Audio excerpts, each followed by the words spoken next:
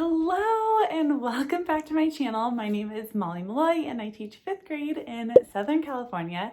Today's video is going to be another video in my classroom library series.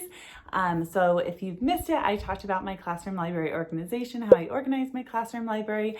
I also did a video on the most frequently asked questions I get about my classroom library, and a lot of people have asked for a video about how I actually built up my classroom library. So that's what I'm going to be talking to you about today. I have been teaching for 10 years.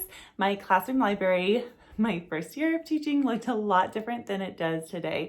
I thought it'd be fun to show you a couple of pictures and then get right into where I have gotten most of my books. Here's my classroom library, my very first year of teaching. I just had one bookshelf, and this was even before my kids started checking out books and keeping them in their desks. Here's my classroom library after I'd been teaching for a few more years, so you can see I have a lot more books. However, I still have super mismatched bookcases. This is what my classroom library looked like beginning my 6th year of teaching. I moved schools, so you can see I finally got matching bookshelves and my books are a little bit more organized. This is what my classroom library currently looks like. I added one more bookshelf, so I have a total of 5 bookshelves now. My books are so much more organized, and I actually have a lot more books than I even have out on the shelves. I keep some of them back behind my sliding whiteboards, and I bring them out for read-alouds or to go along with certain units of study. Okay, now that you've seen how my library started and has grown throughout the years, I wanted to tell you some of the places where I have gotten most of my classroom library books.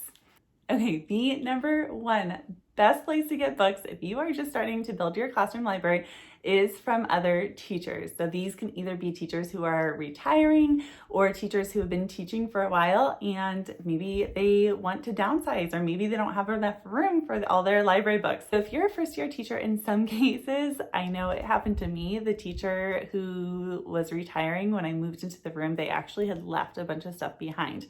So if that happens to you, definitely I would recommend going through their books and picking out ones that you think would be good for your students. Even if you're not a first-year teacher, most likely throughout your teaching career, there will be teachers at your school or teachers who you know that are retiring.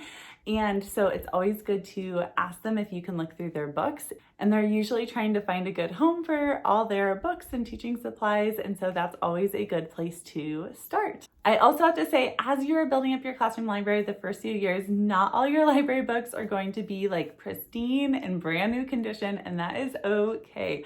A lot of the books that I got, especially my first few years, were well loved. And then later, as I started building up my classroom library more and getting more and more books, then I was able to go through and kind of get rid of those books that maybe weren't as in great of condition or that my students weren't reading as frequently. So definitely, as you build up your library, you will have opportunities to go through and get rid of those books that maybe your students aren't loving as much. But the first few years, my main goal was just on building up my classroom library as much as I could with good books that I thought my students would love to read. The next place where I got a ton of books for my classroom library were either library sales or garage sales.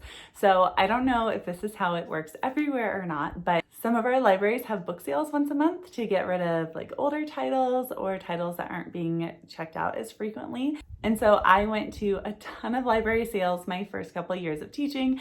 And even though it sounds like the books that you find there are probably going to be older or not as great of books, I actually found tons of really great books, popular series, some of the books that looked almost brand new at those library sales. Same thing is true for garage sales. So I would look online to see if there were any garage sales in my area. The thing that I would look for when I was looking them up is if they had children's books. And so, because usually they'll list the different things that they have available. And so if they had children's books, then I would drive by. They are not always in the best condition. So sometimes they'll have like writing in them or a little bit of a torn cover. But my first few years when I was just working on building up my classroom library, I was not super picky about the condition of the books. I just wanted books that would be engaging and that my students would want to read. My first 2 years of teaching, I also found a local bookstore that was so cute, and the people who worked there were so awesome and really helpful. And so I tried to support my local businesses, and I would go shop for a lot of books there. It was also really great because the bookstore owners were super knowledgeable. And so when I went to them and I asked like, hey, I'm looking for books on this topic or books that would be good for, this type of reader, they had tons of recommendations. And so I definitely recommend checking out your local bookstores. They have great advice for good books to build up your classroom library. Another great place to get books for your library would be from somewhere like DonorsChoose. I have done DonorsChoose projects in the past. I have not done them for books yet, but I know a lot of teachers have done them for books and gotten tons of amazing books for their classroom library. So definitely check out DonorsChoose. It doesn't hurt to just post a project asking for books. Projects that I've posted before on DonorsChoose have actually gotten funded by businesses who were just going through and funding a bunch of projects at once. So definitely keep your eye on businesses that are donating to DonorsChoose, and if they have specific projects or specific types of projects that they are looking to fund. Another great place for books for your classroom library is going to be Scholastic.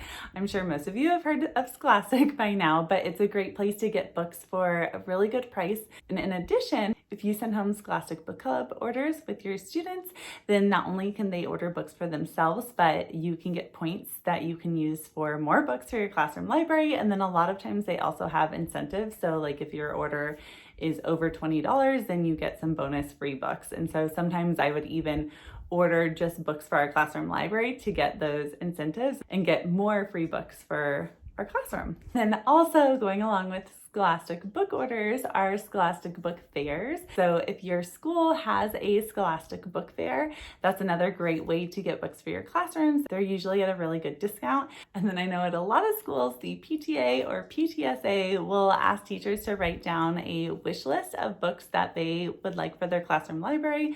And then as parents or students are shopping for books at the Scholastic book fair, they can also buy books that are on your wish list. And of course, Amazon is a great place to buy books for your classroom library. They are really great prices and super fast shipping, which is amazing. You also can create an Amazon wish list. That would be a perfect thing to share with your students' families at back to school night. If they ask for what kinds of donations you want for your classroom, it would be perfect to have that already set up so that way you can give it to them and they can donate books to your classroom. And then once you actually have a classroom, another great way to get books for your classroom library is to ask your students. So a lot of times, especially my first few years of teaching, I would just tell students, hey, if you guys have any books at home that you're looking to get rid of and you think would be a good fit for our classroom library, feel free to bring them in and donate them. And then I would have the students write in the book, donated by, and their names. So that way they felt like there was always going to be a piece of them into our classroom. So they love donating books that they are no longer reading or books that they have already read. And then I've even had past students whose parents will message me and just say, hey, we went through our home library. We have tons of old books to donate. Do you want them? And so I'll meet up with them and get bags of books for the classroom. So that's another great way. Ask your students if they have any books to donate. So hopefully that gives you some ideas of where you can get books as you are building up your classroom library. Let me know in the comments below if you have any more classroom library questions, and I cannot wait to chat with you there. If you are not already following me on Instagram, come say hi over there. I share lots of book recommendations and other classroom library tips as well.